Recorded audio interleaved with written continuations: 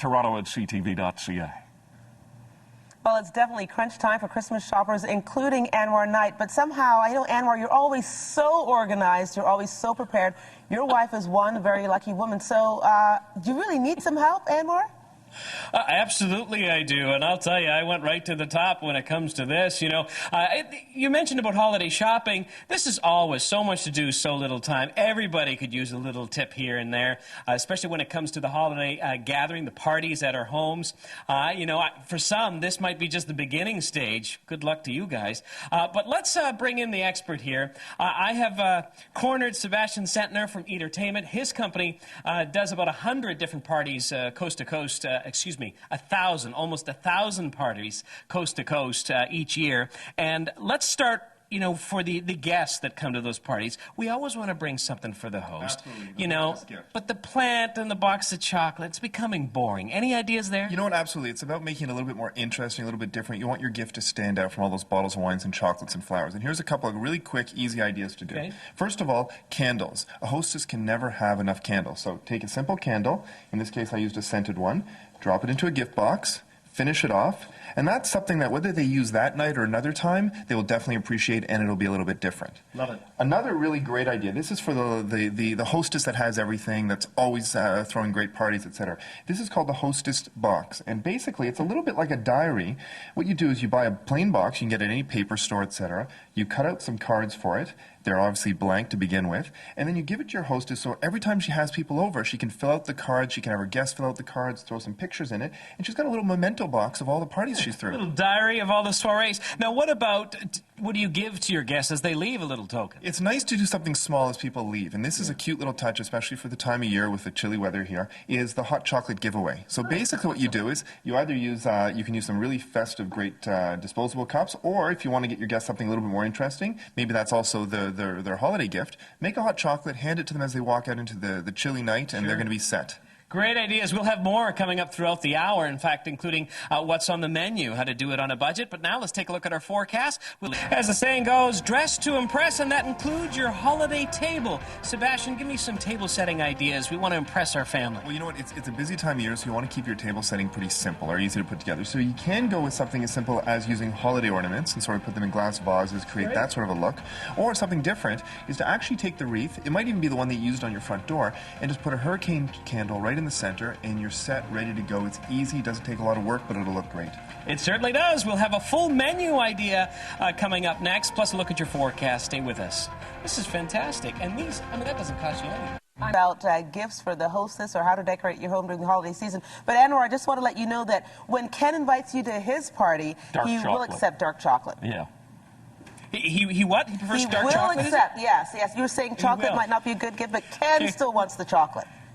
If I get the invite at Mr. Shaw's house, you bet I'll bring chocolate. All right? Is that a deal? It's on its way.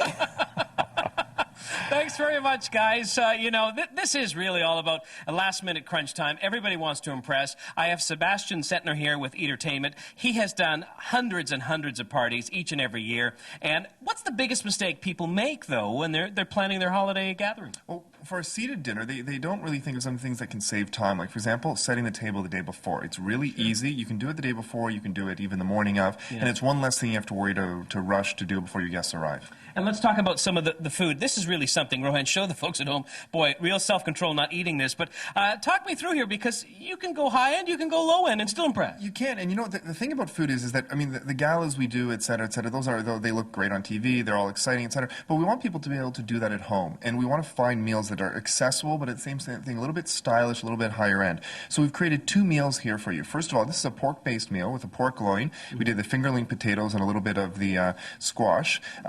And what we did over here is we did a lamb with the fingerling potatoes and the broccoli. And what's great about this is that a family of 4, this meal comes in around $24.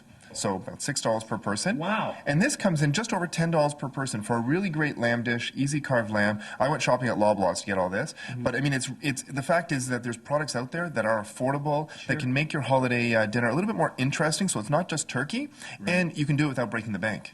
And when it comes to serving this, though, would you, like you have the whole lamb here, would you pre-portion it already and then bring it out, or would you put it as a whole right on the table? You know, typically to pre-portion, the challenge is that it gets cold. So if you're trying to do that, it's a lot of work. What I like to do is if you create all of your accompaniments, you can put into a serving dish like this. People can help themselves. If they like broccoli, you can take more broccoli and less of the potato.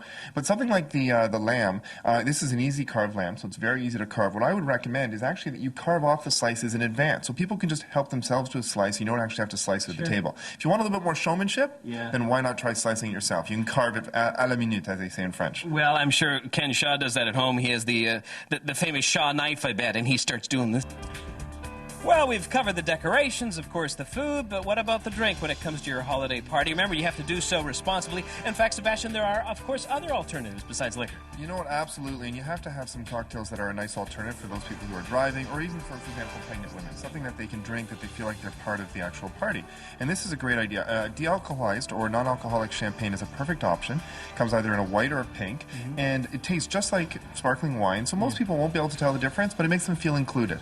All right, and of course it's got the little bubbles in it. Salute. Cheers.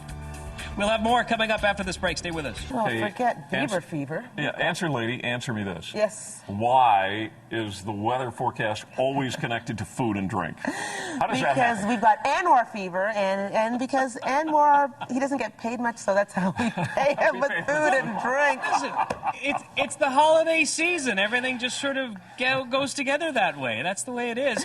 By the way, if we can get to the weather side, guys, despite the fact that there's not much snow in the city, you can have some snow. Very quickly, pour some of that on the plate here. This is stuff you can get at a nursery. It's called Snow Reel, and you just mix it with water. And it's like a decorating accent, so you can basically create your own snow. So if it's not going to be a white Christmas outside, you can at least have a white Christmas inside. And very quickly, tell me about your party math here. This is a neat tool. Basically, you can download it from our website, and you cut it out, and it's a spin wheel that tells you everything you need in terms of quantities when you're hosting any party, whether it's a holiday party or not. Drinks, ice, canapes, you name it. Great tool on their website. Quick look at your 7-day. Drink case. And I'm Ken Shaw. We'll see you tonight at 6. Bye-bye. Bye-bye.